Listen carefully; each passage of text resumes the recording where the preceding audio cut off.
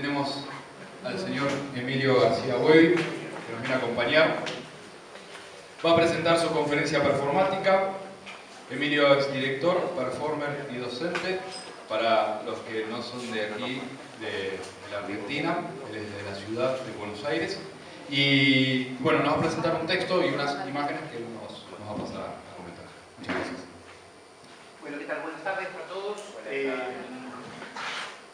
Esencialmente, conferencia es un término que para mí es un poco duro. Entonces, en realidad son lecturas de algunos apuntes y en convivencia o en fricción con esa lectura de esos apuntes voy a mostrar imágenes de casi 30 años de espectáculos sin información más que la visual y de algún modo para que ustedes hagan un tipo de edición entre lo que se escucha y lo que se ve y al final les explico un poco si quieren a qué se debe o cuál es la génesis del texto y a qué refieren las imágenes y si alguien está interesado conversamos un poco más allá de enunciación del texto.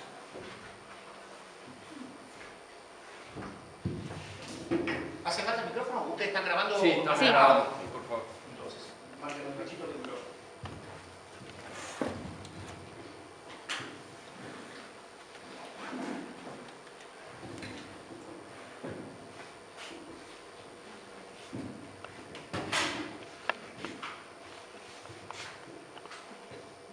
Hola, ahí va. Bueno, adelante. El relámpago. Díaz Canel. El arte es la capacidad de peinar la realidad a contrapelo. Walter Benjamin. Encuentro una buena analogía para definir la potencia posible de la metáfora artística en la instantaneidad del relámpago. Este se expresa plenamente en el momento de su iluminación, produciendo en su fugacidad un estallido de presencia plena. La brevedad de su destello es tal que comprime toda idea de contemplación a un único punto de iluminación efímero y sobrecargado. Paradójicamente, en el instante del destello, el ojo se ciega por la fuerza de la luz justo cuando todo queda expuesto a la vista. Se trata, entonces, de un doble proceso, el de iluminación y el de la posterior reelaboración del material surgido de ella utilizando las herramientas de la razón. Esa dialéctica establecida entre lo salvaje, la naturaleza, y lo sofisticado, el pensamiento crítico, es análoga a mi idea de metáfora, es decir, la posibilidad de poner en igualdad de condiciones al pensamiento disciplinado y el pensamiento disparatado. La metáfora es como el instante del relámpago. Aparece, se interpone, se manifiesta, y lo importante es aprender a capturar ese momento efímero.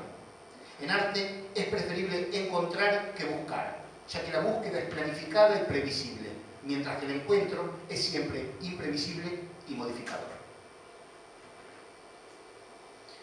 Desde mi punto de vista, la práctica artística se encuentra enmarcada en lo que Foucault denomina espacios heterotópicos, es decir, lugares físicos o simbólicos que las sociedades demarcan para que dentro de ellos se ponga en práctica actividades fuera de lo normal.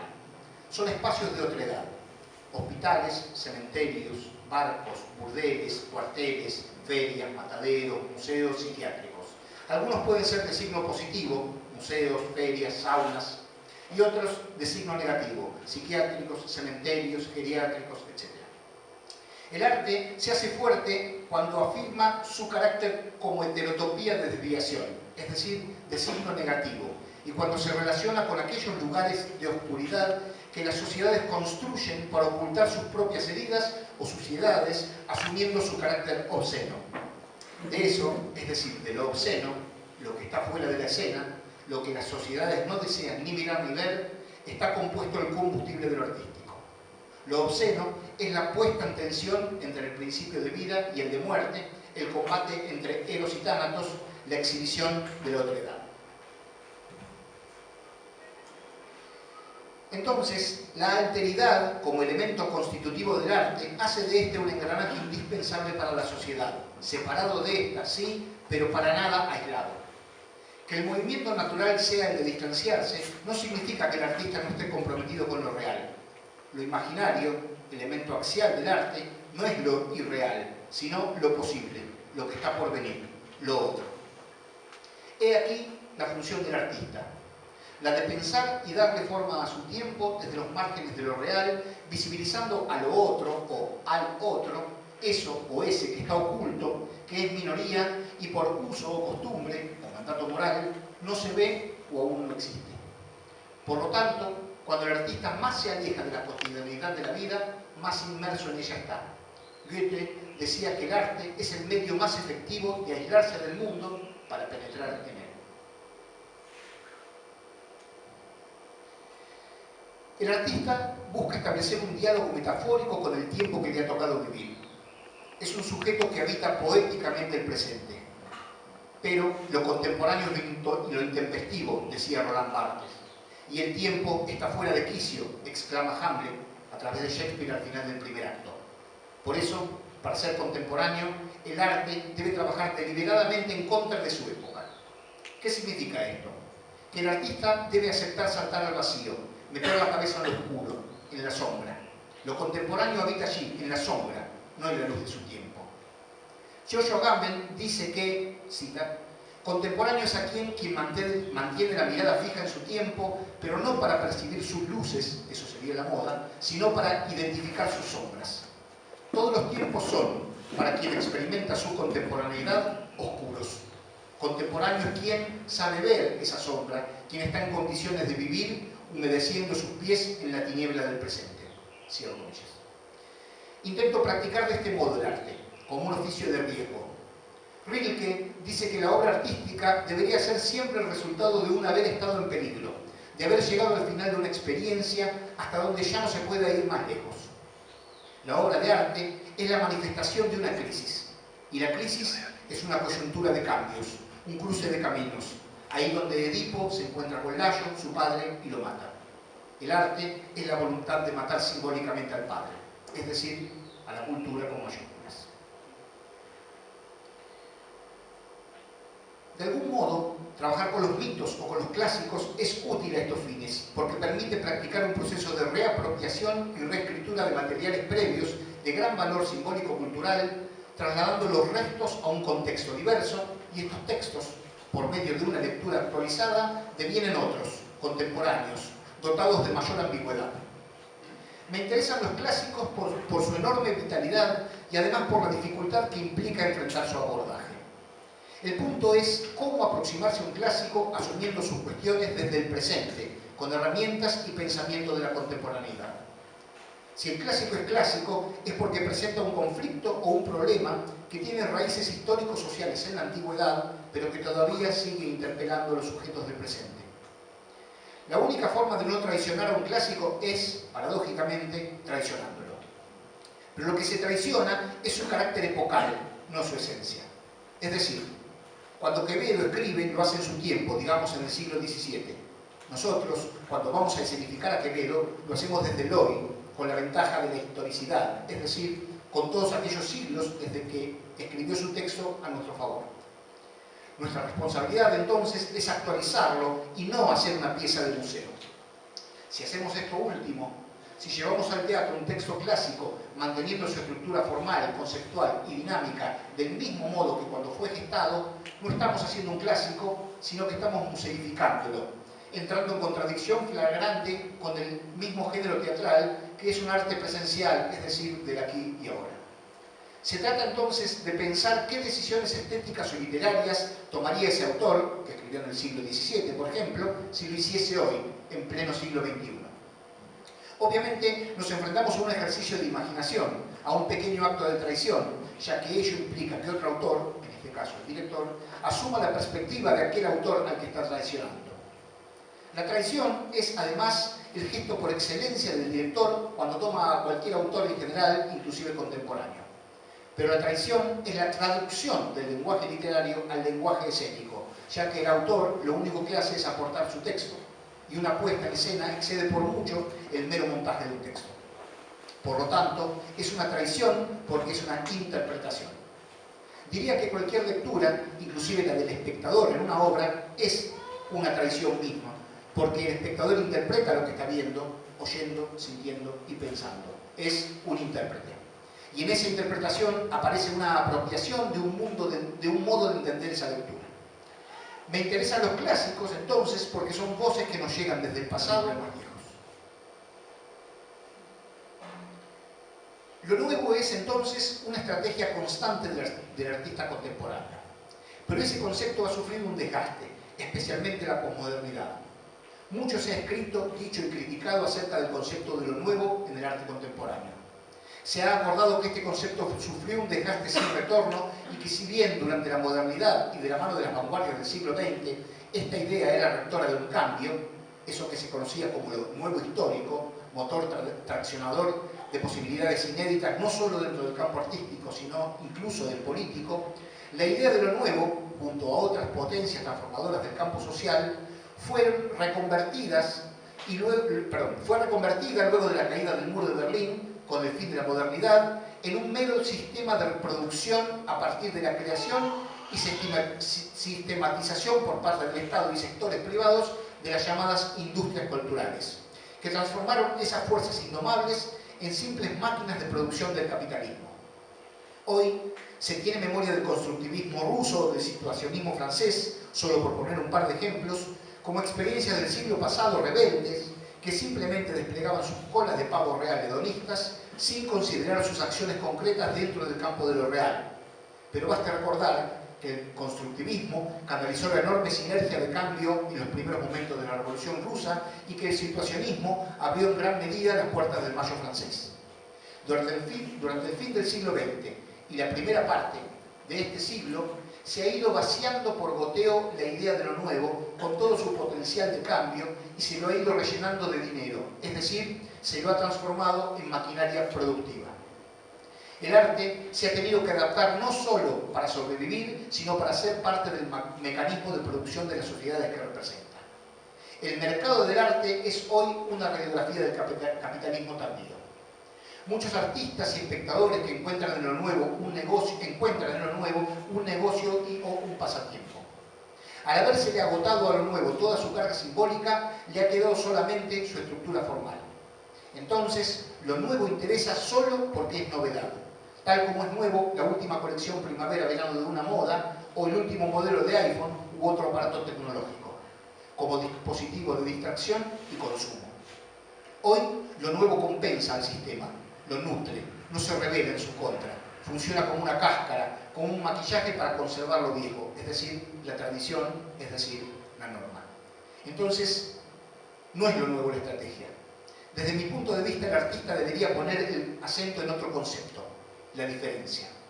La idea de trabajar con lo diferente puede incluir utilizar a lo nuevo, pero básicamente como una herramienta para conseguir aproximarse a lo diferente, lo singular, la otredad.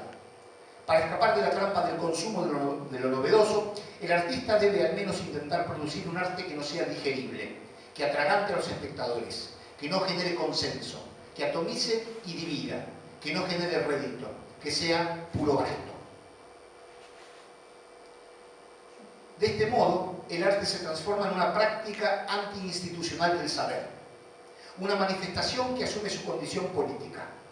Pero por política de una obra de arte no entiendo su ideología, sino el modo en que su concepto o idea se amarra a su dispositivo formal por medio de una imbricación entre forma y contenido novedosas que busquen descolocar las expectativas y presunciones del público, sin ser afirmativas, o mejor dicho, que afirmen solo su carácter abierto y su incomodidad, la de la obra y la del público. Así, el arte no es político por su temática, sino por su modo u operatoria formal de acción. Cuando trabaja la forma como contenido y el contenido como forma. Cuando trata lo causal como casual y lo casual como causal. Deviene político cuando propone una interrupción poética de las reglas de la cultura y de la ley. Deviene político cuando se transforma en potencia para cuestionar y desestabilizar al espectador en la construcción de su identidad y realidad, extendiéndose más allá del mimético sistema de representación y reproducción de ideologías existentes y prevalecientes.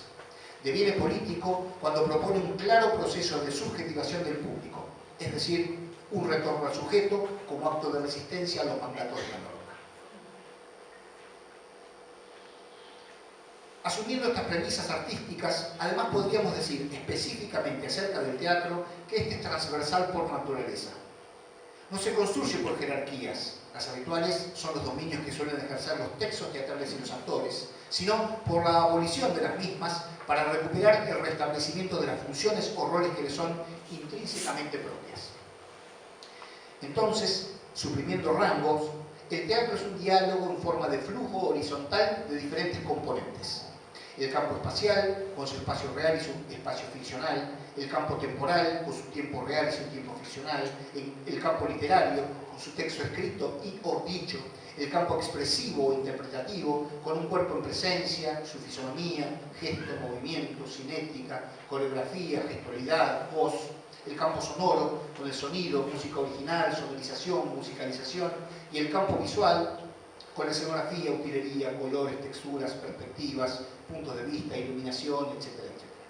El teatro es el campo de la interdisciplinariedad, es un palimpsesto, pura intertextualidad e intratextualidad, pura estética del espacio barra tiempo barra cuerpo. Mezcla de los más variados géneros, performance conceptual experimental, teatro danza físicos, teatro multimediático, nuevas dramaturgias, montajes de dramas clásicos con acento en su deconstrucción, happenings, poemas escénicos, site specifics, instalaciones teatrales, etc. Todos en contra de la histórica dominación del texto escrito. Recordemos que nada indica si un texto es o no es teatral. No hay textos teatrales. Mejor dicho, no hay ningún texto que no sea teatral. El Hamlet de Shakespeare no es ni más ni menos teatral que las páginas amarillas.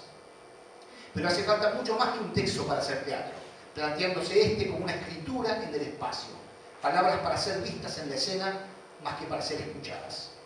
Entonces, propongo un teatro de texturas, no de textos, que experimente con los procesos sinestésicos, es decir, con la capacidad neurológica de mezclar varios sentidos como mecánica de comunicación. Ver con los oídos, oler con los ojos, palpar con la nariz, escuchar con la boca, etc. Trabajar con restricciones, asociaciones frágiles, con un universo propio con leyes a cumplir, con veladuras, de modo tal que la imagen sea difusa y no se cristalice, siendo extranjero en el trabajo propio para poder volver a mirar una y otra vez como si fuese la primera o la última. La organización de todo ese flujo da como resultado aquello que llamamos dramaturgia escénica y a su organizador, director.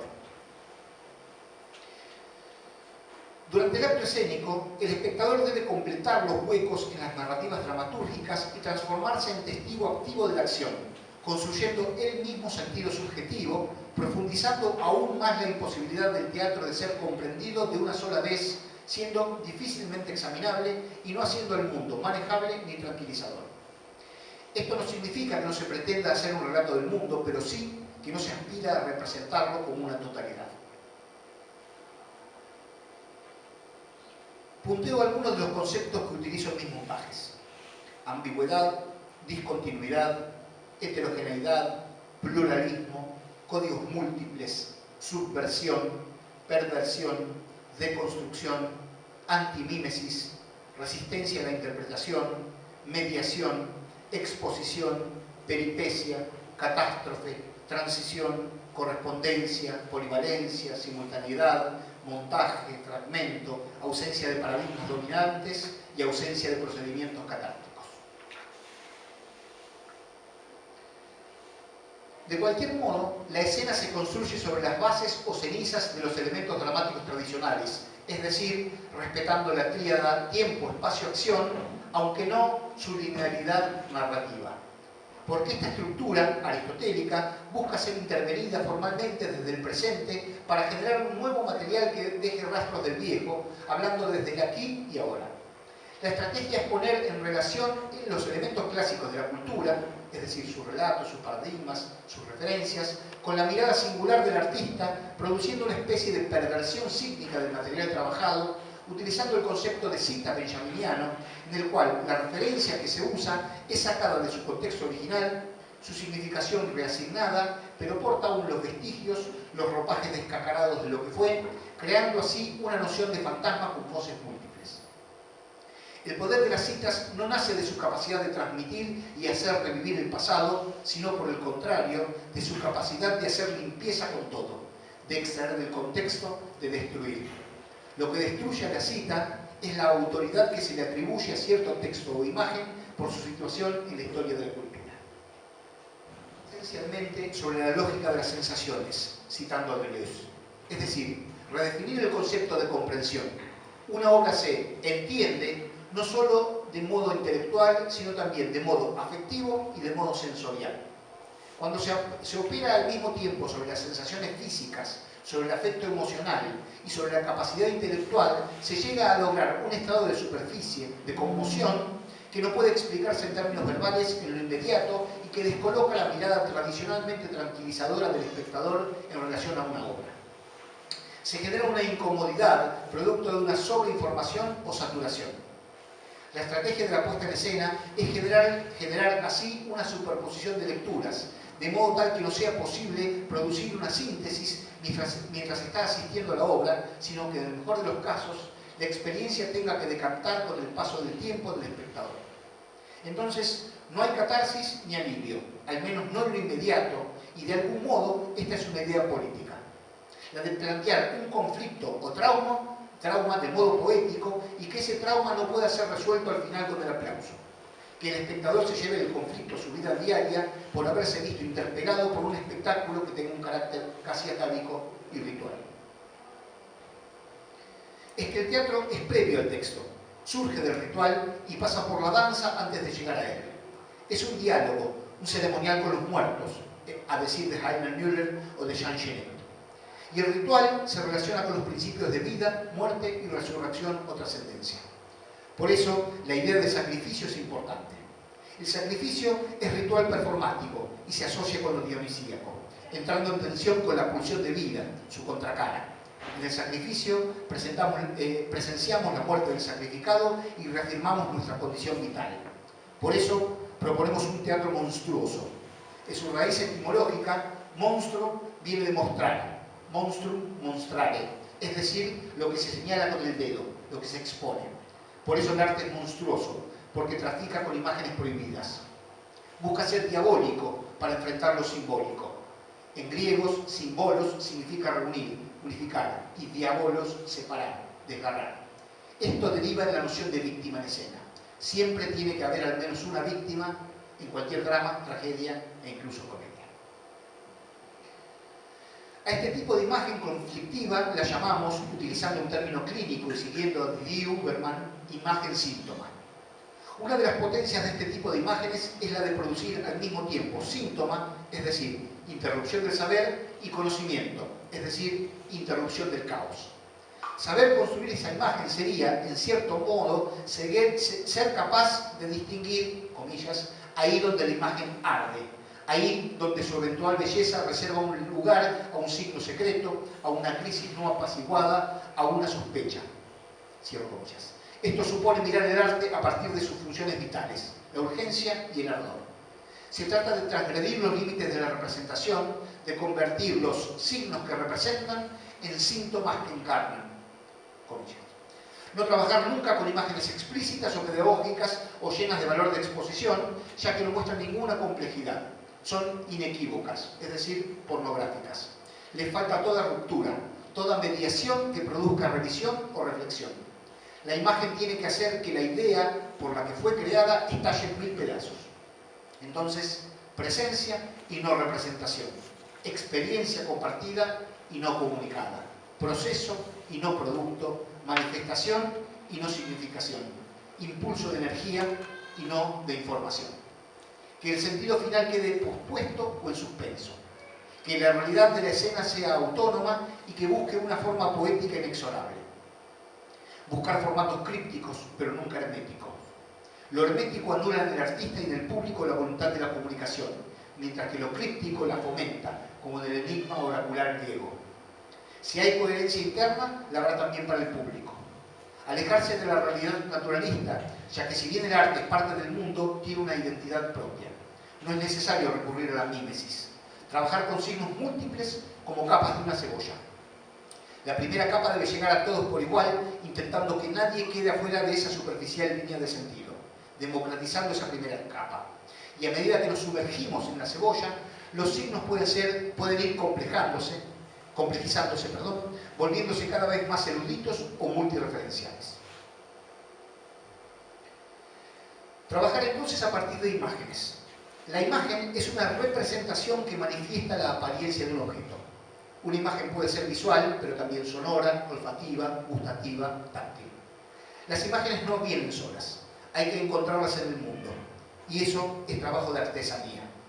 Yo nunca fui muy creativo, pero cuando hablo de creatividad me refiero a aquella idea renacentista o romántica de genialidad o de inspiración en la que el artista es iluminado por el ángel de la creación y ejecuta su obra con comodidad, espontaneidad y pericia. El concepto de genialidad en el arte se apoya fundamentalmente en las doctrinas teológicas de la creación divina. Pero desde Nietzsche en adelante, Dios está fuera de juego. Entonces, el genio artístico no existe, solo existe el trabajo duro. Seamos religiosamente ateos en el trabajo, es decir, materialistas. Por tanto, como materialista, estoy convencido de que todo está todo, o todo tiene que ver con todo, como dicen las Ágoras. Porque está ahí, existe, es concreto, lo tenemos a nuestra disposición, ya está hecho. Por eso me interesa la idea de lo matérico, la materialidad, que es la base de la artesanía, del trabajo primario con las manos. Digo esto de manera metafórica, no porque haya que trabajar con las manos de verdad, sino solo para destacar la idea de trabajo. Y el trabajo del artesano consiste, redundancia de redundancias, en ponerle mucho trabajo al trabajo. Esto es crear para mí. Tomar lo que el mundo ha producido antes que yo, saqueando, pirateando, apropiándome de las obras de los pensadores y artistas que considero valiosos, en busca de conceptos y herramientas para ser utilizados de una nueva forma, para reconstruirlos de tal modo que hablen a través mío, ahora sí, desde mi propia singularidad, pero con la lengua del mundo. Godard dice, lo importante no es de dónde se toman las cosas, sino hacia dónde se las lleva. Ese proceso de reconstrucción es largo e inquieto, o inquietante, mejor dicho, pero nos permite no ser creativos a la manera que lo expresa el poeta Kenneth Goldsmith en sus textos llamados escrituras no creativas, pero sí ser materialistas, y de ese modo confirma finalmente lo que dice Kafka en uno de sus escritos. La literatura es asunto del pueblo, permitiendo hacer de cada uno de nosotros un escritor, y por extensión un creador. Siguiendo Rancière, que la obra asuma su condición de maestro ignorante y el público su condición de espectador emancipado. No hacerle al público concesiones demagógicas y no pedirle una mirada indulgente. Que la mirada crítica de ambos, público y obra, sea impiedosa. Desestimar la dictadura del aplauso, con la pretensión de dividir a la platea. Trabajar para el disenso, de modo de fomentar la subjetivación de eso que se llama público. Tomar al espectador como sujeto colectivizado, no como masa ni como individuo. El consenso del aplauso achata y unifica a las miradas. Entablar una dialéctica con el público. Recuperar la noción de entretenimiento. Entretener es tener entre. Y lo que se tiene entre es la obra, justamente, que se construye como un entre. Es la síntesis de la mirada del espectador subjetivado y del artista. Se hace necesario entonces el desgarramiento de la mirada uniforme del público para transformarlo en espectador activo, para que haya tantas lecturas posibles como cantidad de espectadores en la sala. Crear una estética que rompa con el alivio. Entender el disenso como negatividad afirmativa, estableciendo una relación de antipatía con el público. Ni empatía ni apatía. La obra debe producir al artista y al espectador un efecto de deseo más que de goce.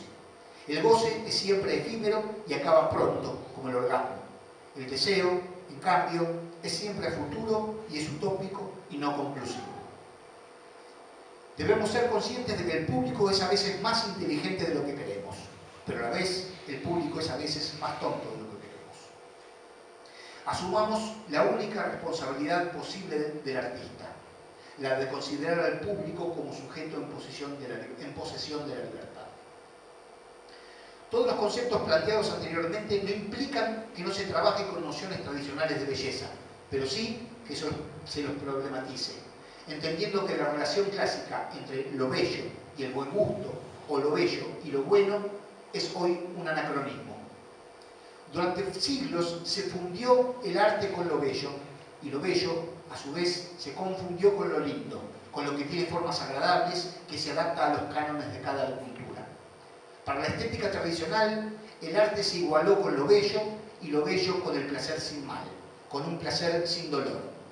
Desde la antigüedad, solo lo bueno puede devenir bello. Pero lo bueno, la belleza, desde mi punto de vista, y por el contrario, es lo tremendo, lo que destruye las certezas. Duchamp, hace un siglo, fue el parteaguas. Ante la belleza, todos estamos desarmados. Nietzsche dice que el arte griego nos enseñó que no hay superficies verdaderamente bellas sin terribles profundidades. Entonces, el arte es lo bello indefinido. Es una práctica que nos da la posibilidad de correr todo el límite, de entender que el borde es el que genera el territorio, pero que ese borde puede ser corrido y el territorio de lo bello ampliado.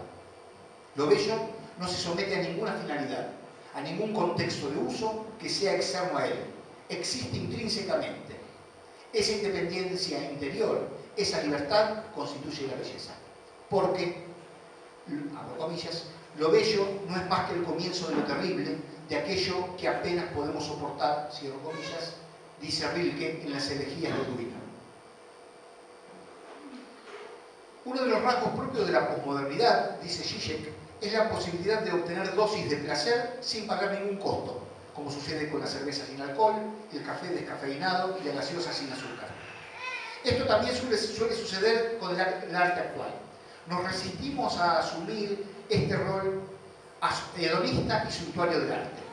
Ya lo propusimos. La belleza es atroz. Müller dice, la primera forma de la esperanza es el miedo, el primer semblante de lo nuevo, el espanto. Enfrentemos entonces la contradicción de ser iconoclastas, adoradores de imágenes, blasfemos y paganos al mismo tiempo. Baudelaire dice, ser la herida y el cuchillo. Que lo sofisticado se encuentre con lo salvaje. Artaud dice, el teatro, como los sueños, es sangriento e inhumano. Libremos entonces lo imaginario, que no es lo irreal, sino lo posible, lo que está por venir. Al fin y al cabo, solo se trata de ser la excepción a la regla. Godard dice, la cultura es la regla, el arte la excepción. Como el relámpago, una efímera excepción de luz en medio de la oscuridad. Bueno, un segundito que termine las imágenes y hablamos.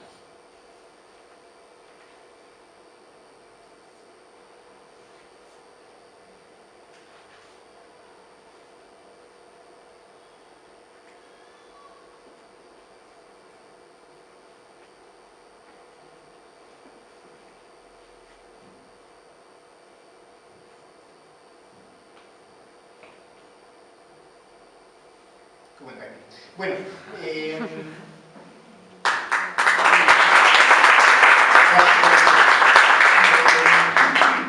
este texto, como les dije cuando empezamos, de algún modo es una especie de diario de bitácora que yo a veces llevo cuando...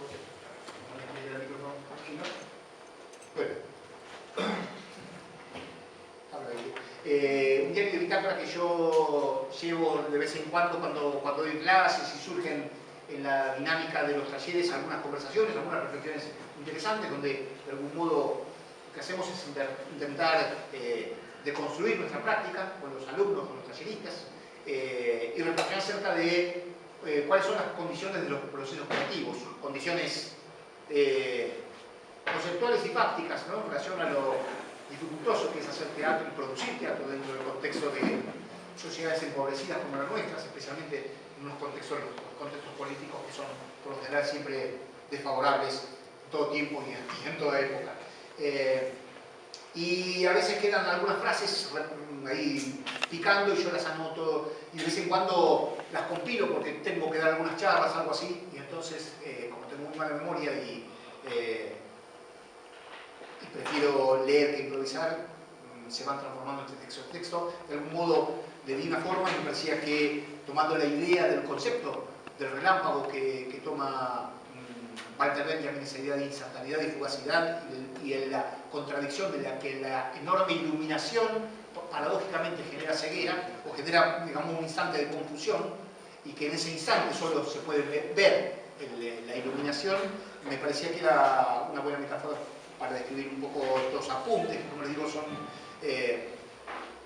esencialmente son anotaciones de una subjetividad atroz, no buscan tratar de generar un punto de vista que sea compartido por quien escucha, sino simplemente es tratar de manifestar cuáles son mis herramientas, mis puntos de vista, mis estrategias en relación a la poética del teatro, y que intenta, como les digo, ser esencialmente singulares, como también lo son las imágenes que ustedes vieron, que están compuestas por producciones de teatro de objetos, que tienen que ver con mis comienzos. Yo formé un grupo paradigmático del teatro de los años 90, que se llamó el Periférico de Objetos, un grupo que tuvo como alcance nacional e internacional a lo largo de los 90 y buena parte de los años 2000 también. Y luego empecé a producir diferentes experiencias, siempre corrido. Luego yo empecé corrido del teatro. El teatro de objetos es un dispositivo menor del teatro, y cuando digo menor rescato la condición de pequeñez y también la condición de deleuziana de minoridad, es decir, aquel que está corrido del eje central y por lo tanto tiene un discurso que de algún modo discute con el centro, ¿sí? Y esta idea de esa minoridad, de esa liminalidad o de esa periferia, el grupo que formamos se llamaba el Periférico de Objetos y tenía justamente en su nombre una voluntad que era político-poética, y cuando digo político no hablo de ideología, sino ni de partidismo, sino hablo de un concepto filosófico aplicado a un modo de encarar lo artístico. De algún modo devino en el resto de mis prácticas a posterior, o en convivencia con el Periférico de Objetos, en formalidades menos convencionales de las tradicionales en relación al teatro. Entonces, si bien hay teatro convencional, pues de alguna manera, aunque no muy convencional, hay experiencias de performance, de instalaciones urbanas, de intervenciones urbanas, instalaciones teatrales, óperas contemporáneas, teatros en sitios específicos, experiencias fuera de mi campo natural de acción, es decir, creaciones en Europa, en Latinoamérica, experiencias pedagógicas que devienen en procesos estéticos, porque creo que el gesto pedagógico solamente tiene un sentido desde mi punto de vista cuando es un gesto creativo al mismo tiempo, y no cuando busca imponer un saber, especialmente porque en arte creo que no hay saberes. Si se cataloga como un saber a un pensamiento artístico, deviene en algo fijo, y por lo tanto no me interesa, no creo que haya saberes en el campo del arte, justamente porque es una disciplina donde la metáfora prima, y la metáfora es una construcción, una puesta en relación entre lo real y lo imaginario, ¿sí? Yo les digo en general a mis estudiantes que la metáfora es la realidad por otros medios, el arte es la realidad por otros medios. Y hay que pensar cuáles son esos medios para encontrar el punto justo en donde la metáfora es la metáfora justa. Creo que hay siempre una metáfora justa para cada imagen, y de algún modo citando me empiezo a ir al tajo, porque ustedes me cortan en ocasión. Citando a Godard, hay una frase dentro de su poemario autobiográfico que me interesa mucho, que es buscar la distancia justa, ¿no? Encontrar el punto justo. Como dice él, ya me voy a acordar, no importa, pero él busca alejarse lo más posible, pero sin que se rompa el punto de contacto entre el objeto a representar y su representación. Es decir, encontrar el punto más lejano donde todavía hay un vínculo, de modo tal que el espectador tenga que completar esa construcción entre el objeto a representar y su representación, leyendo como Hansel y Gretel, continuando el caminito de migas de pan, para producir una lectura de la poética. Por lo tanto, de algún modo, mi comprensión o mi idea de la producción de poética tiene que ver siempre con un público, un espectador activo en su subjetividad, no en su condición de público sometido a un discurso unívoco, dispuesto de manera uniforme, oscurecido, donde no está iluminado, donde no tiene la posibilidad de la voz. Para mí, el espectador está produciendo sentido, por lo tanto tiene voz, quizás no una voz enunciativa, pero sí una voz que es producto de esa puesta en relación de estas tres líneas de comunicación de las que hablo en este texto, es decir, su campo intelectual, su campo afectivo y su campo sensorial, que en realidad es el que a mí más me interesa, ¿sí? Que yo hablo del campo de la conmoción. El campo de la conmoción lo que hace de algún modo es evita la lectura afectiva rápidamente, y nos identificamos muy rápido con los personajes positivos y nos identificamos negativamente con los personajes negativos, justamente para demostrar que no solo somos tan buenos como aquellos por los que nos condolemos o sentimos pena o empatía, etc. Parece que este tipo de dinámica es un teatro, tiene que ver con un tipo de teatro que para mí está muy perdido y que no le hace bien a tratar de entender que el teatro es, que la condición esencial del teatro es su contemporaneidad, el aquí y ahora. Entonces, muchas veces producimos piezas de museo cuando creemos que estamos haciendo teatro y le tenemos que pedir al público que tenga la generosidad de creer que este decorado que está hecho con cartón pintado es el castillo del Elsinor, cuando el público sabe que es cartón pintado que representa el castillo del Elsinor. Y con esto hablo de materialismo, de materialidad. Cuando hablo de materialidad es demostrar las condiciones de representación como gesto de presencia. Si yo al público hago la explanada del castillo del Elsinor con cartón pintado y hago el Hamlet de manera tradicional, el público sabe que eso es cartón pintado, que no es el castillo del Elsinor. Por lo tanto, estoy pidiéndole al público que juegue el juego de la ficción cuando el público está aquí y ahora presente. Para que esté presente aquí y ahora, lo que hay que explicarle al público, mostrarle al público que esto es el castillo la explanada del castillo del Elsinor hecho con cartón pintado. Que el cartón pintado, la materialidad, es lo que construye presencia. Y entonces ahí jugamos el juego de Hamlet entendiendo que estamos trabajando a partir de una representación.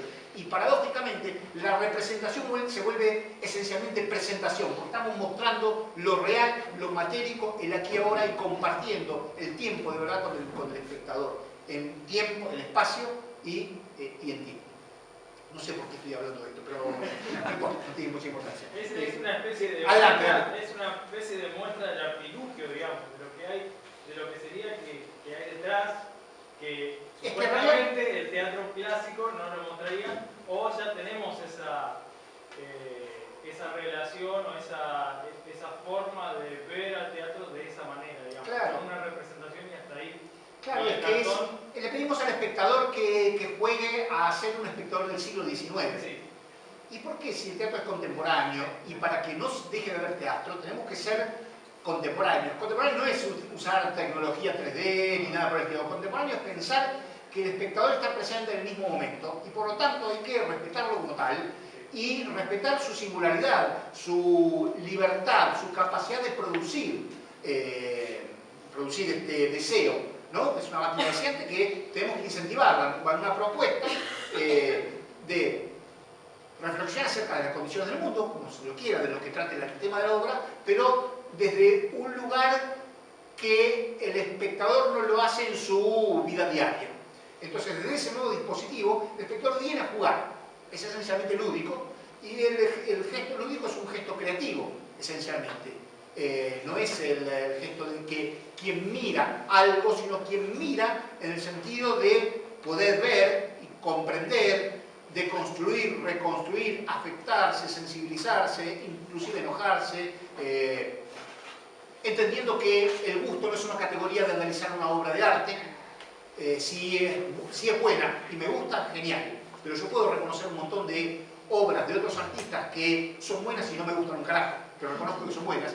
Y puedo reconocer un montón de otras porquerías que me gustan y no son buenas, como la mayor parte de las películas de Hollywood. Uno se sienta y ve a Bruce Willis tirándose a los edificios, decís, me divierto, me gusta, pero sabemos que no tiene ningún valor en sí mismo. Pero hay que procurar fomentar al espectador esa mirada del sujeto contemporáneo. Recordarle que tiene todos estos derechos y que a veces no los ejerce porque nosotros, especialmente los artistas, lo que hacemos es darle a César lo que César quiere.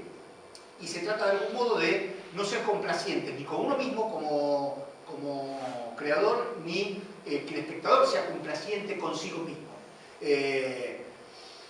Entendiendo que hay otras posibilidades, digamos, si uno va a ver de determinado tipo de práctica teatral, en determinado contexto donde lo que se busca es un dispositivo de entretenimiento, está muy bien, bienvenido sea, y que ese sea el dispositivo de entretenimiento en el sentido más convencional, ¿no? No como lo pongo acá en el texto de ese tener entretener es tener entre, sino entretenimiento más divertimento, y buscar que en determinados contextos fomentar una práctica en donde el espectador sea un sujeto activo y contemporáneo, entendiendo que el espectador en su contemporáneo es un sujeto que está atravesado por la superposición de actividades, que tiene la capacidad de dividir su cabeza en muchas partes y trabajar simultáneamente diferentes registros al mismo tiempo en su vida natural, ¿sí? Con los dispositivos tecnológicos. Es un sujeto que está desarmado, deconstruido, y la práctica escénica puede estar a esa altura, a ese nivel de constructivo. De construcción es una forma que me interesa a mí, pero como sea es superposición de diferentes lenguajes. Recordemos que el teatro es esencialmente una superposición de diferentes lenguajes, una práctica artística híbrida que no es pura, como puede ser, no sé, la música o las artes plásticas más tradicionales, sino que es una hibridez hecha por un constructo de un montón de otras disciplinas.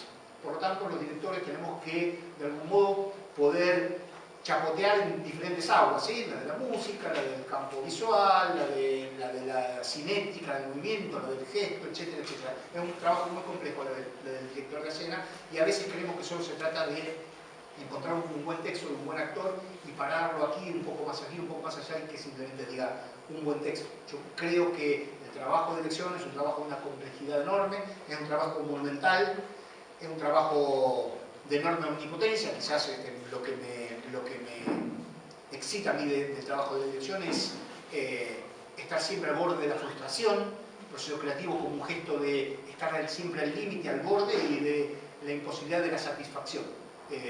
Por lo general yo digo, cuando hago un montaje siempre alcanza apenas el 5 o el 10% de lo maravilloso que yo imaginaba que iba a ser cuando empecé a hacer un proyecto. Entonces siempre es una frustración, y por eso el deseo de hacer la próxima obra, porque la próxima obra sí va a estar mala. Por suerte está mala, porque eso me permite hacer, no es que está mala, no llega ni al 10% de lo que yo imaginaba, y entonces ese deseo nos mantiene vivos, ¿no? En algún punto, bueno, un poco eso. Si alguien quiere comentar, preguntar, observar, contradecir, por supuesto. Con esta deconstrucción del adulto que decías, es un poco también dar la mirada, por ejemplo, no es lo mismo un espectador infantil, un niño, que un espectador adulto que tiene que ponerse y meterse en ese código teatral del juego. Porque vos al niño le mostrás, no sé, un casco, una flecha, y se te imagina un cohete y no te va a decir, no, mira, eso es una flecha. En cambio el adulto se mete en ese juego, listo, es un cartón pintado, listo, es un castillo. Pero el niño no juzga. A mí me parece que el adulto, o sea, el espectador adulto, tiene como que construir su cabecita de adulto, esto que vos decías del teléfono, del celular, de la cabeza, de las actividades cotidianas, y meterse en eso lúdico del niño que no cuestiona lo que está mirando o el juego en el que se mete. Absolutamente, 100% lo que decís. Mira, ahora que estamos comentando eso, me acuerdo una anécdota que no tiene que ver, pero tiene que ver. Hace muchos años estábamos con el Periférico de Objetos haciendo un espectáculo muy completo, se llamaba Oedipus, y tenía que citar una cosa, bueno, y estábamos de gira y estábamos en un pueblo carbonífero del norte de Francia, un pueblo muy chiquito así, haciendo funciones, y un día nos dicen, hay una función vendida. Y la función vendida era, no sé por qué, no me acuerdo por qué, pero eso lo hizo la producción, que nos estaba haciendo la gira, era una función vendida para todos espectadores jóvenes adultos, no eran niños, ¿no? Jóvenes adultos, que tenían todo síndrome de Down. En ese espectáculo que era con pura cabeza, decimos, esto va a ser un desastre. No solo eso, sino que para peor, después había una charla con el público. Bueno, hicimos la función salió bien, los espectadores aplaudimos, terminó la función, nos cambiamos, volvimos a hablar con el público. Nunca en la vida yo tuve devoluciones tan certeras, tan profundas, tan complejas, y tan lúdicas como yo tuve en esa función. Y era justamente porque, justamente las condiciones singulares de una persona con con síndrome de Down, tenía posibilidad de algún modo, plantear lo que vos planteabas en relación con el niño. Yo no puedo dar cuenta de esto porque yo no hago teatro infantil, pero entiendo que lo que tú estás diciendo es exactamente eso. De nivel inicial y el chico mismo agarra una botella, hola, esto es un teléfono. Exactamente. Claro. Listo, y al adulto le cuesta Claro. convertir a eso lo lúdico.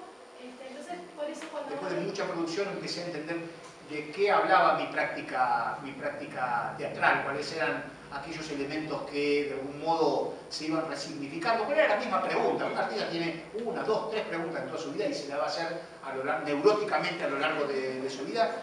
Del mismo modo que comentaba con el fallo de la obra. Es decir, uno no la va a responder, se hace esa pregunta, no tiene respuesta, necesita volver a hacérsela y busca diferentes formas, estrategias, etcétera, etcétera. Pero es verdad lo que vos decís, ese camino fue un camino de cierta como neurosis obsesiva, fetichismo del objeto y bueno, la iconoclasia hacia la destrucción de la imagen también es un contrafetichismo de algún modo, ¿no? Es otra forma de fetichismo, pero sí, hay como un recorrido.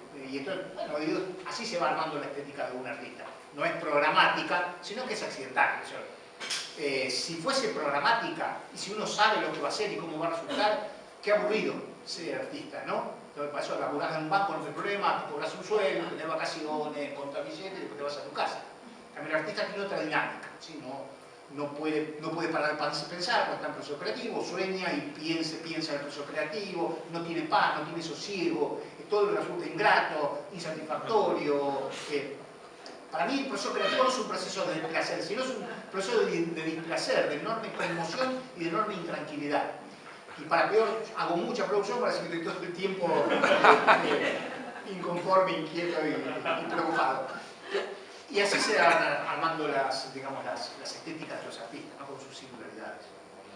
Entendiendo después de mucho tiempo, por lo menos es lo que pasa a mí, qué es lo que uno hace, va haciendo o hizo.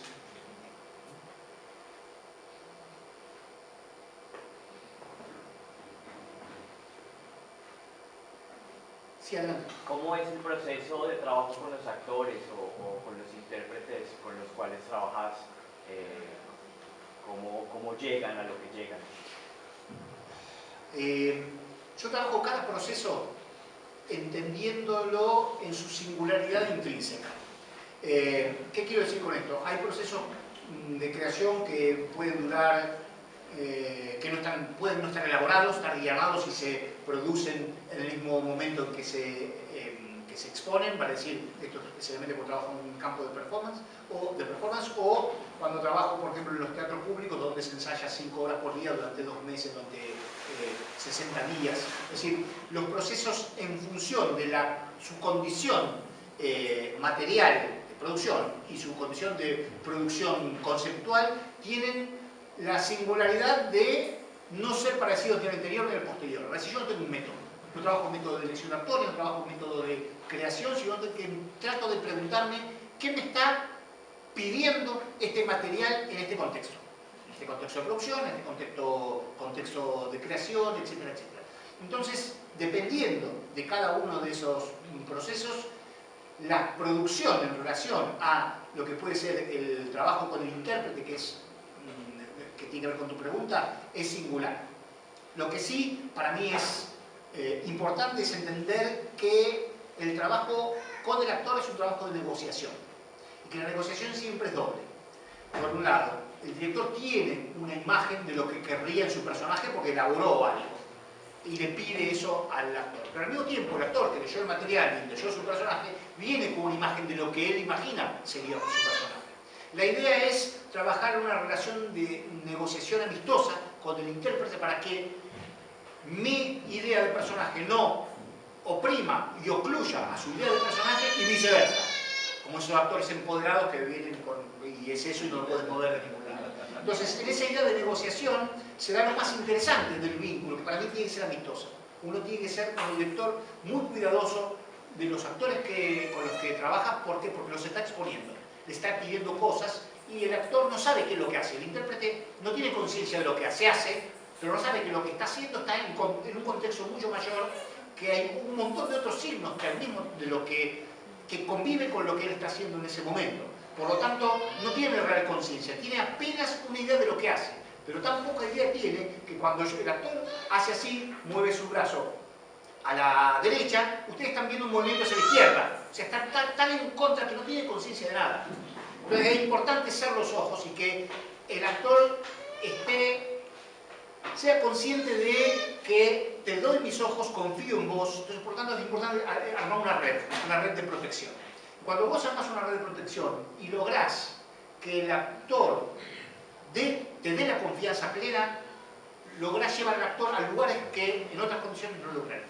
Solo se hace en mis espectáculos, hay mucha desnudez, a veces hay sangre real, es decir, hay como lugares que, si uno no trabaja sobre el contexto, y si uno como director no es el primero que se expone, porque yo cuando pido cosas extremas soy el primero, digamos, en someterme a esas condiciones, es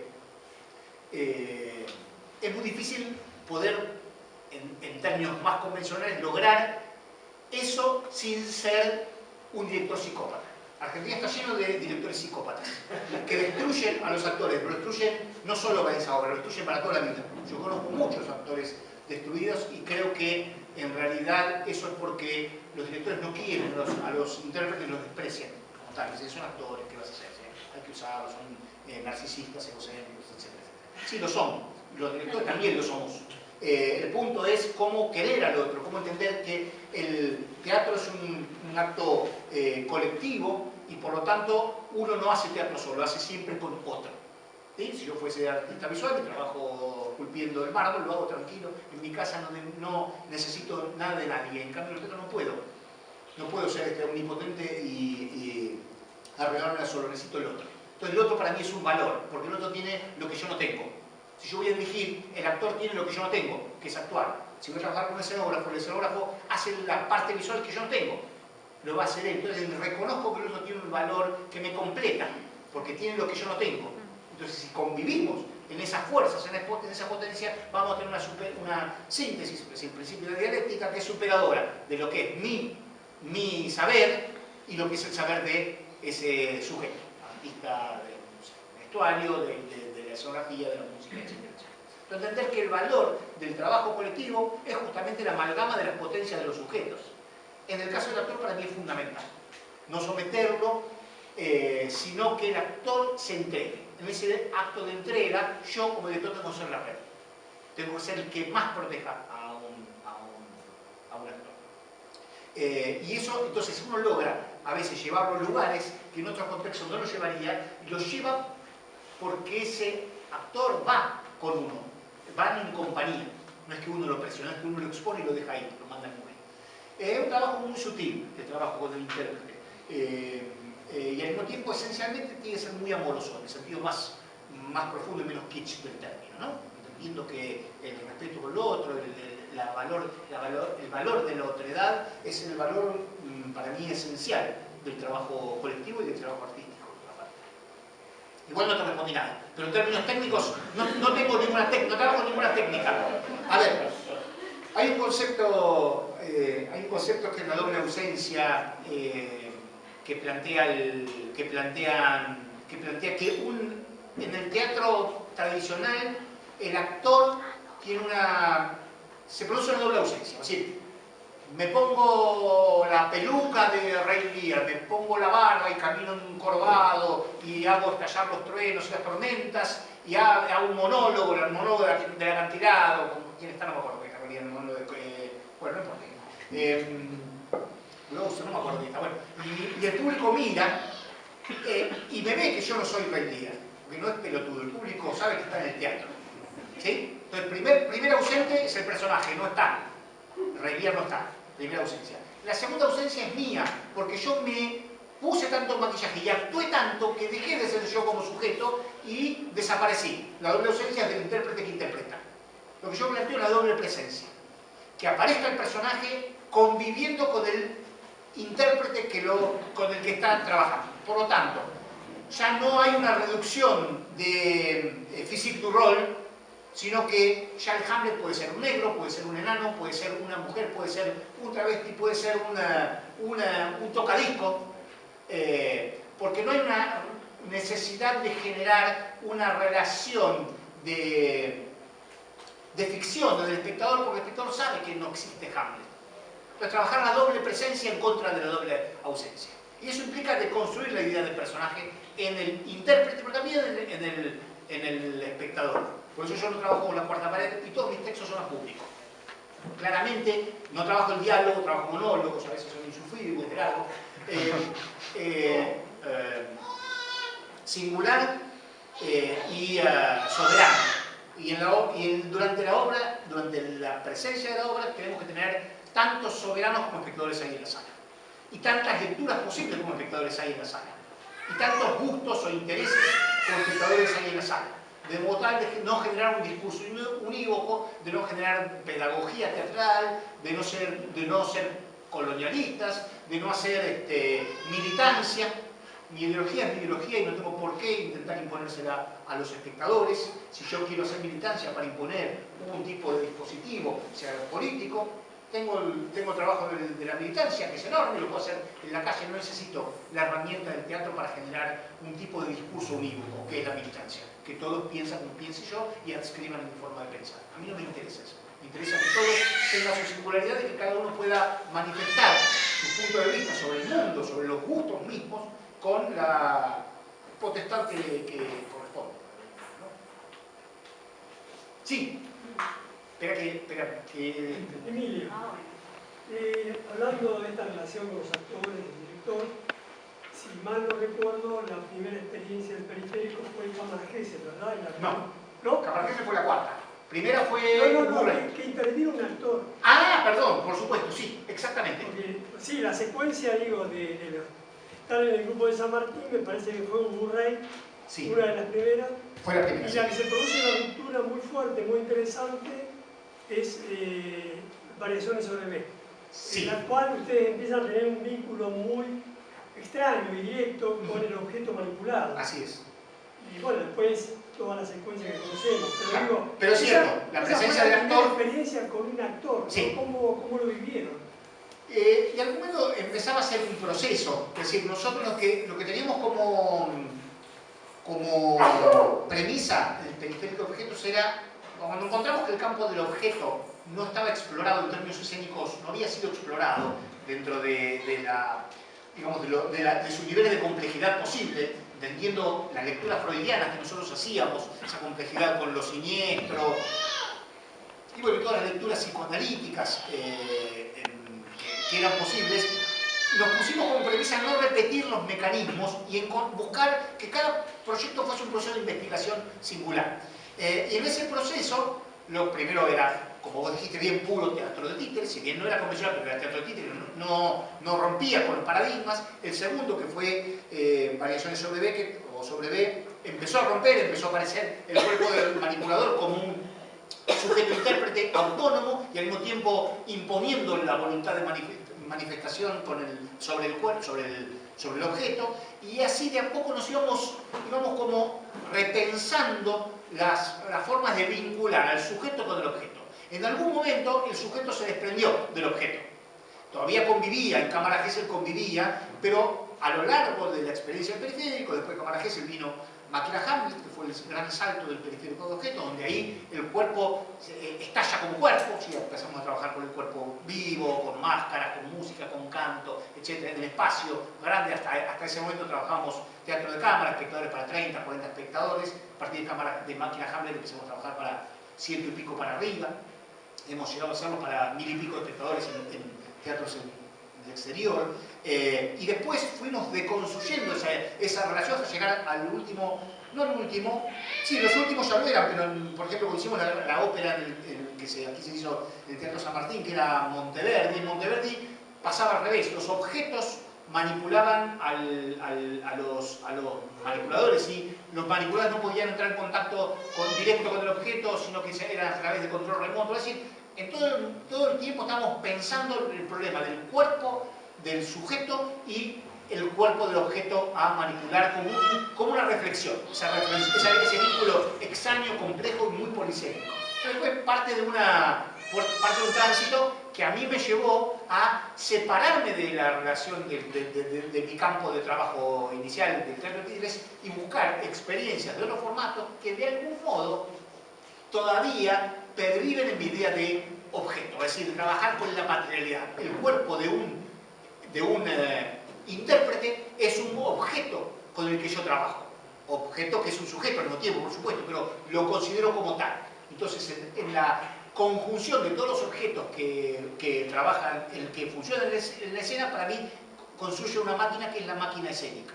Entonces es un dispositivo maquínico, por lo tanto es un objeto, si bien es un sujeto al mismo tiempo. Entonces, de algún modo, yo heredo la práctica del periférico y la aplico a diferentes formalidades que funcionan, digamos, con las especificidades del caso.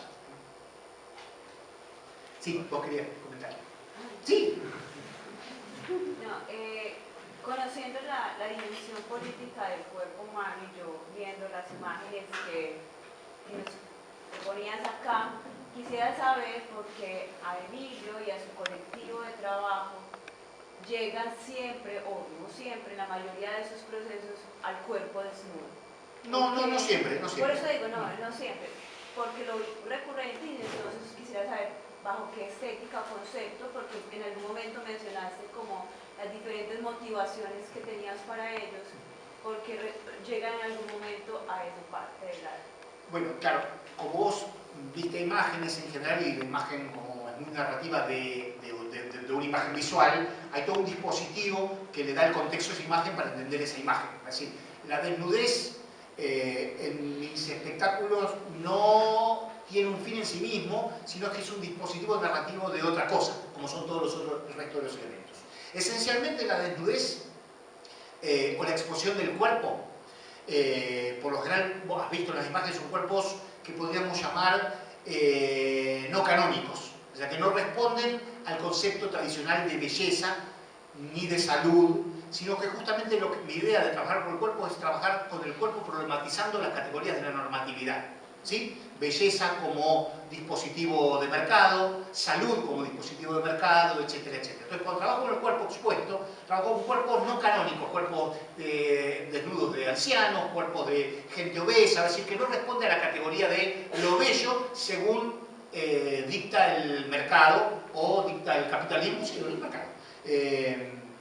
Ni la normativa cultural, ni del llamado buen gusto, que sabemos que el buen gusto es una construcción hecha por los poderes, y entonces, de algún modo, el trabajo del cuerpo expuesto en su categoría anormal, en términos de minoría deleuziana, tiene que ver esencialmente con eso, con una discusión con los paradigmas culturales, con el falo esencialmente, la religión, los preceptos morales, los preceptos culturales y los preceptos del capitalismo. Esencialmente tiene que ver con eso, como una especie de discusión con estas categorías duras de la cultura. Tengo una consulta. Claro. Hola. ¿Hay una especie de distinción o diferencia, o si bien se conectan todo el tiempo, pero a veces es como que se diferencia lo que es performático de lo teatral? Y quería saber cómo te ha impactado esta clasificación, si te has enfrentado con eso, y si también podrías definirnos para vos qué es, ¿no? O no se define, o bueno, como dirás. Yo te voy a hacer una diferenciación muy grosera, pero muy grosera, entre teatro y performance, de algún modo, que es la que para mí es como un punto de entrada. El teatro tiene, ambos se enuncian como el de aquí y ahora, ¿verdad? Y ninguno de los dos es el de aquí y ahora. Es el aquí, pero ninguno de los dos es el ahora. ¿Qué quiero decir con esto? El teatro, en ese falso aquí y ahora, en realidad, para que nada falle, para que nada sea accidental, se nutre del ensayo. El ensayo es en tiempo pasado. Cuando vamos a ver una obra, la obra se ensayó. O sea que en realidad se articuló del pasado, y lo que estamos mostrando ahora es una relectura del pasado. Entonces, para mí, lo que tiene de poco interesante el teatro es que cuando es perfecto, cuanto más perfecto es, más aburrido es. Porque de algún modo están mostrando el proceso de trabajo anclado en el pasado. La performance, por otro lado, como no se ensaya, la performance en todo caso puede guionar, se puede idear y se produce en el mismo momento en que el espectador lo está viendo, tampoco no es aquí, es ahora, es a futuro. Y esto es lo que tiene de interesante la performance, es porque su acción se inscribe a futuro, y por lo tanto deviene peligro, deviene accidente. Está sucediendo y el espectador percibe esto y por lo tanto entra en una relación más compleja de peligro simbólico, estoy hablando de peligro real, pero peligro de conmoción, no, pero de peligro, diría porque el futuro siempre es peligroso. Yo ahora salgo y me pisa un colectivo, por ejemplo, puede ser. No, esperemos que no, pero puede ser. Es decir, no sabemos qué pasa cuando el espectador está frente al dispositivo performático. Entonces se inscribe en el futuro. Es aquí a futuro y entonces aquí en el pasado. Estas categorías son un poco duras y es como un poco berreta lo que estoy comentando, pero me parece que la ventaja que tiene la performance sobre el teatro es esa categoría del futuro, de establecer una relación con el espectador de más peligrosidad, de más inquietud, y la ventaja que tiene el teatro sobre la performance es que hace las cosas bien hechas, ¿sí? En nombre de performance podemos ver mucho chantaje, mucha truchada, y creemos que ponerse el pelote, ponerse un plumero en el culo es hacer performance, y no necesariamente puede serlo, pero no necesariamente es. Y hacer teatro tampoco es ensayar 500 veces un texto y después decirlo perfectamente. Todo es más complejo.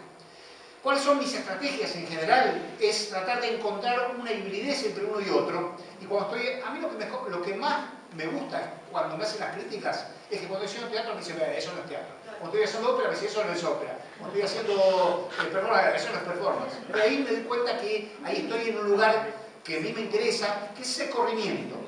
Ese corrimiento donde genera una hibridación de las disciplinas de modo tal que no haya mecanismo de captura, ni la crítica, ni siquiera del espectador, para no dejar tranquilo al espectador, primero porque yo no estoy tranquilo cuando produzco. Entonces quiero que el espectador no esté tranquilo. Disfrutemos todos, porque yo disfruto cuando lo hago, y el espectador también, pero de esa intranquilidad. Es decir, los modos de codificar el arte están más allá que el dispositivo del gusto, de la alegría, la simpatía, etcétera, etcétera. La conmoción, el horror, el placer por lo torcido, también son formas de reconocer lo artístico, inclusive por su negativa, es decir, que hay como un amplio margen. Entonces, de algún modo las estrategias son un corrimiento. Cuando estoy haciendo teatro trato de vender algunos elementos performativos justamente para tratar de que el espectador sienta que no está tan seguro, ¿sí? Y al contrario, cuando estoy haciendo performance tratar de meter algunos elementos fijos para que no sea todo tan laxo, tan truchón, por llamarlo de alguna manera. Y eso también me pasa cuando hago ópera, intervenciones urbanas, instalaciones, etcétera, etcétera. De algún modo a mí me interesa definirme como artista no interdisciplinario, sino indisciplinario. Y el disciplinario es justamente no acotar los dispositivos reglamentarios de cada una de las disciplinas tal y como vienen de arriba, es decir, de la historia de cada disciplina, sino justamente problematizarlas para justamente encontrar la fisura, encontrar el lugar donde podemos ver de manera voyeurística, donde asomarnos, digamos, al agujero del mundo, ¿sí? Y poder problematizarnos y problematizar al espectador. Esencialmente tiene que ver con eso, pero es muy grosero, la diferencia que yo veo entre el teatro y el performance como dos categorías distintas, ¿no? No. Sí. Digamos que cuando trabajas con actores de formación, ¿cierto? Que están como en cierto modo acostumbrados a construir personajes con ciertas delimitaciones y cosas, y en tu trabajo se ven desplazados hacia otro lugar. ¿Cómo es el trabajo con ellos? ¿Qué esperas de un actor en un trabajo contigo? Te tendría que responder lo mismo que me preguntaste antes, lo mismo que te respondí ante la pregunta anterior. Te puedo comentar estrategias para desestructurar un actor estructurado, esencialmente. Esencialmente es trabajar en relación a determinadas situaciones que el actor, con su saber, no está acostumbrado, o cambiarlo de contexto para deconstruir su saber y hacer que esa potencia sea novedosa también para el intérprete. Por lo general, como yo decía antes, trabajo monólogos muy largos. El ejercicio gimnástico de un intérprete para recordar eso es por lo general mayor de lo que hace cuando hace monólogos en su quehacer teatral, por más que sepa, porque suelen ser en general más cortos. Monólogos El buen teatro diría que no deberían durar más de 3, 4 minutos. Yo a veces escribo monólogos para que duren tipo 10 minutos. Eso genera cierta gimnasia, ejercicio de gimnasia en el actor, que implica al mismo tiempo no solo un trabajo de memoria, sino una dinámica en el decir, etcétera, etcétera, que es singular y que no tiene que ver necesariamente con sus herramientas del saber, sino ubicarnos en lugares nuevos, ¿sí? O trabajar con determinadas categorías, pueden ser posturas de cuarta pared, o meterlo entre el público, o puede ser trabajar a larga duración. Eso hace que un cuerpo... Yo hace... como 20, no me acuerdo, o sea, les hice una experiencia con un autor también argentino, contemporáneo, que se llama Luis Cano, que era la lectura interrumpida del Moby Dick de Herman Melville, que duró 23 horas 45 minutos. Empezamos a leerlo un sábado a las 8 de la noche y terminó el domingo casi a la misma hora. Y no éramos solo dos, y la consigna era esa lectura. Teníamos otro tipo de actividades, o sea, no teníamos tiempo para dormir. Moby Dick tiene más o menos como 100 capítulos, con lo cual cuando leía uno un capítulo y el otro ya estaba quedando con ello, le tocaba leer al otro, había una campana, bueno, había una serie de acciones. ¿Qué quiero decir con esto? Lo interesante de esto era que la idea era empezar con el buen saber del intérprete. Hay que leer bien, estábamos con Smoking, empezamos con Smoking. Leíamos la mejor traducción al español del Moby Dick, que la hizo Enrique Pesoni, iba a decir, era el buen arte, el buen intérprete de taquito, con mucha facilidad. Por lo tanto, lo vivencial empieza como a desaparecer. Entonces, de algún modo es eso, tratar de correr su saber y aprovecharlo, por supuesto. Eso para mí es muy importante, trabajar con el saber de un intérprete en función de sus especificidades. Por ejemplo, yo en 2 ocasiones trabajé, a mí no me interesa ni lo más mínimo el teatro antropológico, lo más mínimo me interesa. Pero sin embargo, una vez hice un montaje de Woyzeck, y para hacer Woyzeck yo llamé a Guillermo Angelelli, que es uno de los exponentes más altos del teatro antropológico en la Argentina, porque lo que tiene de valor el teatro antropológico, que hace un trabajo profundo con el cuerpo, en términos técnicas, en términos de dispositivos, de técnica, de sonoridad, de trabajo del cuerpo, los resonadores, y la resistencia y el ejercicio. Entonces yo necesitaba a alguien con esa categoría para ponerlo en ese contexto. Y ese cruce entre trabajar con un intérprete que viene con un saber, pero se deja permear por el saber del otro, que era el director, y al mismo tiempo yo me dejo permear por su saber, genera un híbrido que es interesante y que es superador. Entonces, de algún modo, insisto, es tratar de romper con los saberes de los intérpretes, no para que no sepa, sino para que sepa más. Porque saber más es que deje hablar al cuerpo en paralelo con sus herramientas.